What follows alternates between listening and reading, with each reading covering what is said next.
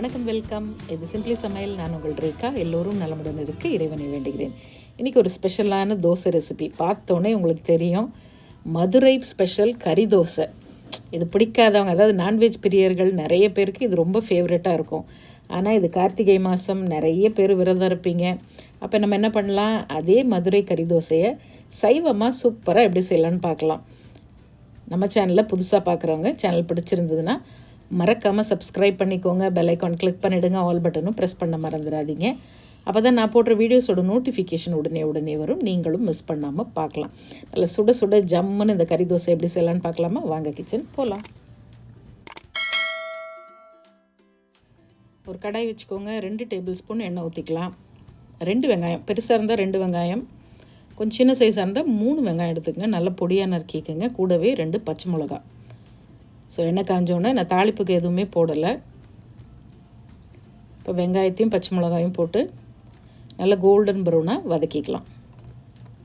அதுக்குள்ளே மிக்சியில் 1 வெங்காயம், 1 தக்காளி, 1/2 டீஸ்பூன் சோம்பு, முந்திரி இருந்தால் ஒரு 4 முந்திரி இருந்தால் போடலாம், இல்லைன்னா தேவையில்லை, அது ஆப்ஷனல் தான். இதை கொரகொரப்பாக ஒரு பேஸ்ட்டாக அரைச்சிட்டு வந்துடலாம். ரொம்ப நைஸாக பேஸ்ட்டாக அரைக்காதீங்க, கொஞ்சம் கொரகொரப்பாக அரைச்சிட்டு வந்துடலாம். ஸோ அதுக்குள்ளே வெங்காயம் நல்லா வதங்கியிருக்கும்.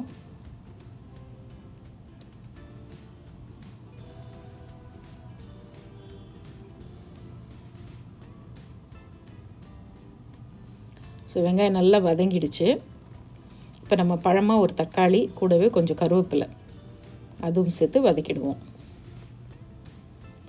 ஸோ தக்காளி வதங்கிறதுக்கு நம்ம கூடவே 1 டீஸ்பூன் இஞ்சி பூண்டு பேஸ்ட்டு சேர்த்தோம்னா தக்காளி நல்லா சீக்கிரமாக வதங்கிடும். ஸோ இதெல்லாம் சேர்த்து நல்லா வதக்கி விட்டுடலாம். இந்த பச்சை வாசனை போகிற அளவுக்கு வதங்கிட்டோன்னே நம்ம அடுத்தது தேவையான மசாலா பொருட்கள் சேர்த்துடலாம். அதுக்கு முன்னால் ஒரு 1/2 டீஸ்பூன் உப்பும் சேர்த்து வதக்கிடலாம். கமகமன்னு சாம்பார்லேருந்து மொறுன்னு ஃபிஷ் ஃப்ரை வர செந்தூர் மசாலா அரைக்க நாங்கள், சமைக்க நீங்கள். இப்போ நல்லா வதங்கிடுச்சு. இப்போ செந்தூர் மஞ்சத்தூள்லேருந்து ஒரு 1/4 டீஸ்பூன் செந்தூர் மஞ்சத்தூள் சேர்த்துக்கலாம். 1/2 டீஸ்பூன் செந்தூர் தனி மிளகாய்த்தூள், அப்புறமா நம்மளுடைய கறி மசாலா தூளில் ஒரு 1/2 டீஸ்பூன் சேர்த்துக்குங்க. நான் போடுற அளவுகளோட மசாலாஸ் எப்பயுமே மிதமான காரத்தில் தான் இருக்கும்.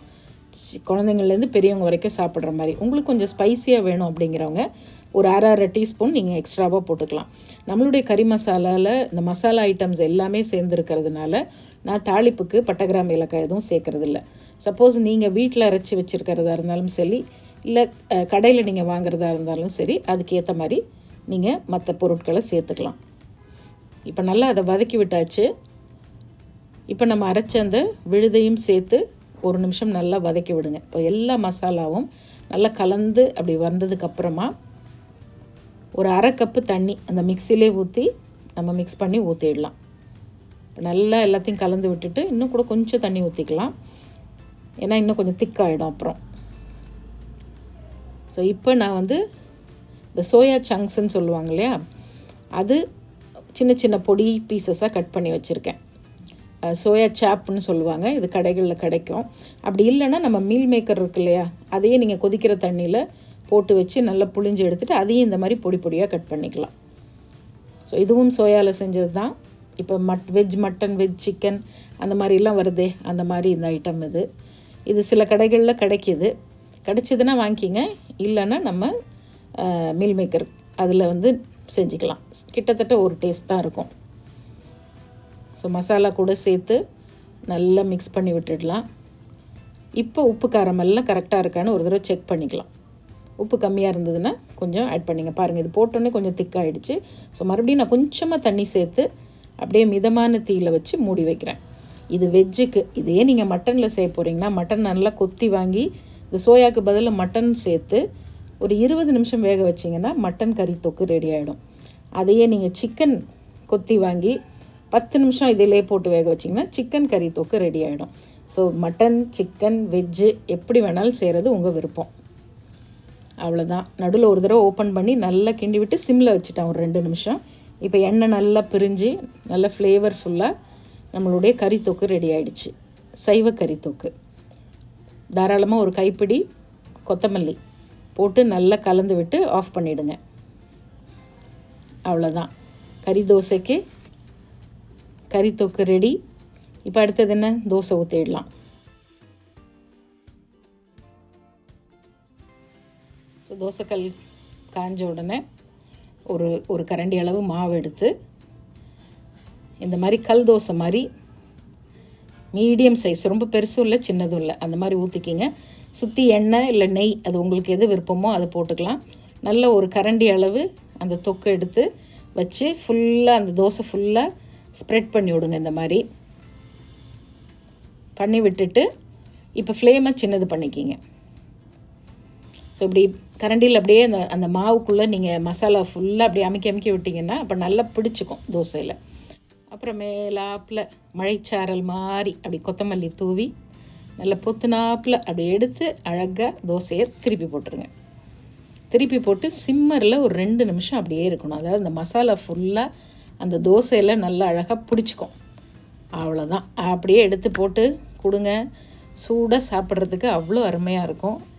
இது சைவமா அசைவமானு கண்டே பிடிக்க முடியாது. இப்போ இது சைவமாச்சா, இது வெஜிடேரியன்ஸ்க்கு இது. இப்போ எக்கிட்டேரியன்ஸ், அதாவது முட்டை சாப்பிட்றவங்களுக்கு இதையே முட்டை வச்சு எப்படி செய்யலான்னு பார்க்கலாம். ஒன்றும் இல்லை, அந்த மசாலாவுக்கு முன்னால் ஒரே ஒரு முட்டையை வந்து நல்லா அடித்து விட்டு கொஞ்சம் சால்ட்டு போட்டு அதை ஊற்றி அதை ஸ்ப்ரெட் பண்ணிக்கோங்க. எப்போவும் முட்டை வந்து சைவமா அசைவமானு இன்னும் டிபேட் போய்கிட்டே தான் இருக்குது. ஸோ முட்டை சாப்பிட்றவங்களுக்கு நீங்கள் ஒரு முட்டை ஒரு தோசைக்கு போட்டுட்டு அது மேலே மசாலாவை போட்டு அதே மாதிரி கொத்தமல்லி போட்டு அப்படியே சிம்மரில் வச்சு அழகாக திருப்பி விட்டு நல்ல சூடான முட்டைக்கறி தோசை. ஸோ இது 2த்தில் உங்களுக்கு எப்படி வேணுமோ அதே மாதிரி நீங்கள் செய்யுங்க. இப்போ நான் செஞ்ச குவான்டிட்டியில் இந்த மாதிரி 8 கறி தோசை தாராளமாக வரும். ஒருத்தர் 2 சாப்பிட்டா ரொம்ப ஃபில்லிங்காக இருக்கும். குழந்தைங்களுக்கெல்லாம் 1 போதும், 1 சாப்பிட்டாலே ஃபில்லிங் ஆகிடுவாங்க. கண்டிப்பாக ட்ரை பண்ணி பாருங்கள். ரொம்ப டேஸ்டியாகவும் ஈஸியாகவும் செய்யலாம். செஞ்சு பார்த்துட்டு மறக்காமல் இது எப்படி இருந்ததுன்னு மட்டும் சொல்லிவிடுங்க. நம்ம சேனலில் புதுசாக பார்க்குறவங்க சேனல் பிடிச்சிருந்ததுன்னா மறக்காமல் சப்ஸ்கிரைப் பண்ணிக்கோங்க. அண்ட் நம்மளுடைய மசாலாஸ் வேணுங்கிறவங்க டிஸ்கிரிப்ஷன் பாக்ஸில் டீட்டெயில்ஸ் இருக்குது, மசாலாஸ் வாங்கிக்கோங்க. இன்னொரு ஃபேண்டாஸ்டிக் ரெசிபியோட மறுபடியும் பார்ப்போம். இது சிம்பிளி சமையல். நான் உங்கள் ரேகா. தேங்க்ஸ் ஃபார் வாட்சிங். Take care. பை.